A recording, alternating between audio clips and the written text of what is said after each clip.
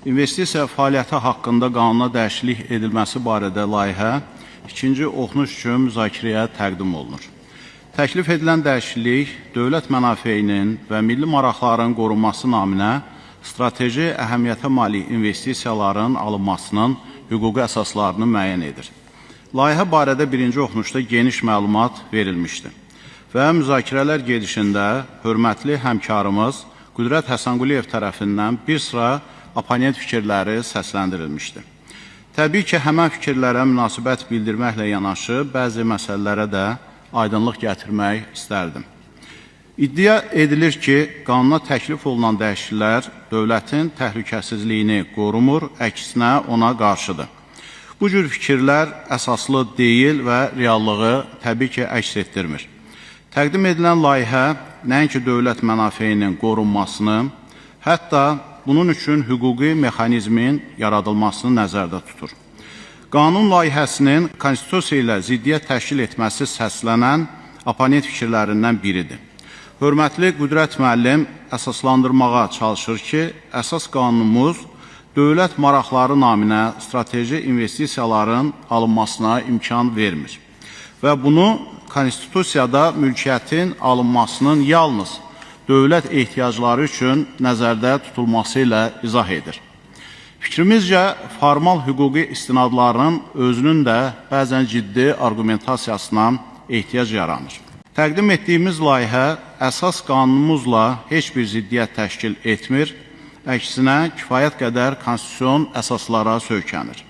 Hər şeydən əvvəl nəzərə almalıyıq ki, dövlət ehtiyacları anlayışının əhatə dairəsi genişdir və bu əsasla əmlakın alınması təkcə sənaye və təsərrüfat, şəhərsalma və infrastruktur məqsədləri ilə məhdudlaşmır.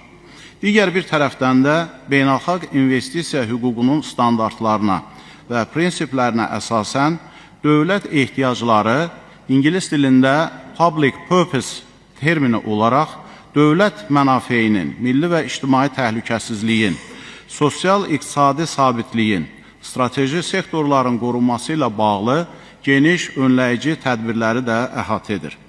Başqa sözlə, dövlət mənafeyi naminə həyata keçirilən ekspropriyasiya həm də dövlət ehtiyacları üçün mülkiyyətin alınması kateqoriyasına aiddir. Beynəlxalq hüquq strateji investisiyaların dövlət üçün doğurduğu təhdidləri tanımaqla yanaşı, onların qarşısının alınması üçün hüquqi mexanizmlər təklif edir. Bu mexanizmlər right to regulate, tənzimləmə hüququ, national security exception, milli təhlükəsizlik istisnaları, essential security interest, əsas təhlükəsizlik maraqları adları altında tətbiq olunur və dövlət mənafeyinin qorunması sahəsində önləyici tədbirləri, o cümlədən ekspropriyasiyanı özündə birləşdirir. Bu mexanizmlər dövlətin strateji risklərə qarşı müdaxilə hüququnu legitimləşdirir. Təqdim etdiyimiz layihə üçün konstitusiyon əsasları yaradan həm də əsas qanunumuzun 59-cu maddəsinin ikinci hissəsidir. Burada təsbit edilir ki, dövlət sahibkarlıq sahəsində, yəni həm də investisiya fəaliyyətində dövlət maraqlarının müdafiəsi ilə bağlı tənzimləməni həyata keçirir. Nəhayət, əsas qanunumuzda mülkiyyətdən cəmiyyətin və dövlətin mənafeləri əleyhinə istifadə edilə bilməz müddəası mövcuddur. Həmçinin iddia edilir ki, təklif edilən dəyişikliklər investisiya qoyuluşunda ciddi problemlər yaradacaq. Xatırlatmaq istərdim ki, təqdim etdiyimiz layihənin müddəaları hələ 1992-ci ildə qəbul edilmiş və 30 il ərzində qüvvədə olmuş xarici investisiyalar haqqında qanunda öz əksini tapmışdır. O zaman sual olunur ki, bu maddənin qüvvədə olduğu illərdə hansı investor bu səbəbdən ölkəni tərk edib? Həmin maddələr investisiya mühitini bu qədər pisləşdirirdisə də, bu 10 illiklər ərzində ölkəmizə 350 milyard dollar xarici sərmayə necə cəlb edilib? Layihənin mülkiyyət toxunulmazlığı və investor hüquqları üçün təhdid yaratması fikrini də əsaslı hesab etmirik.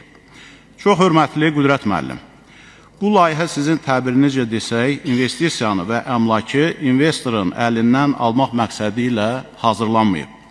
dünyanın heç bir yerində kompensasiya və qanun əsaslı ekspropriyasiya investor hüquqlarının pozulması halı kimi dəyərləndirilmir. Digər bir tərəfdən də Azərbaycan Respublikasının konstitusiyası və qanunvericilik sistemi həm mülkiyyət hüququnu qoruyur, həm də investor hüquqlarına təminat verir.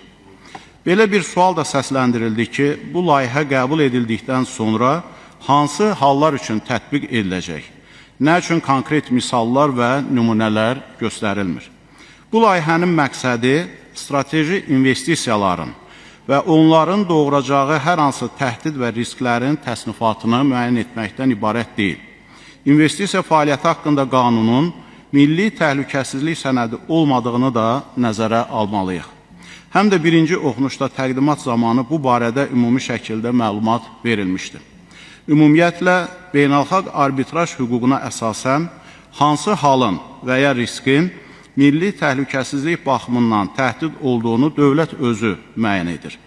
Təqdim etdiyimiz layihənin müddalarına əsasən bu təhdidlər və bunu doğuran strateji investisiyalar, tətbiq edilən ekspropriyasiya rejimi və kompensasiya şərtləri zərurət olduğu halda parlamentin bu kimi müstəsna hallarla bağlı qəbul edəcəyi qanunlarda öz əksini tapacaqdır. Hörmətli həmkarlar, investisiya fəaliyyəti haqqında qanuna təklif etdiyimiz dəyişikliklərin konstitusiyon əsaslara malik olduğunu, milli maraqların və dövlət mənafeyinin qorunmasına və iqtisadi təhlükəsizliyin gücləndirilməsinə xidmət etdiyini, dünya təcrübəsinə və beynəlxalq investisiya hüququnun prinsiplərinə əsaslandığını nəzərə alaraq, qanun layihəsinin ikinci oxunuşda dəstəklənməsini xahiş edirəm.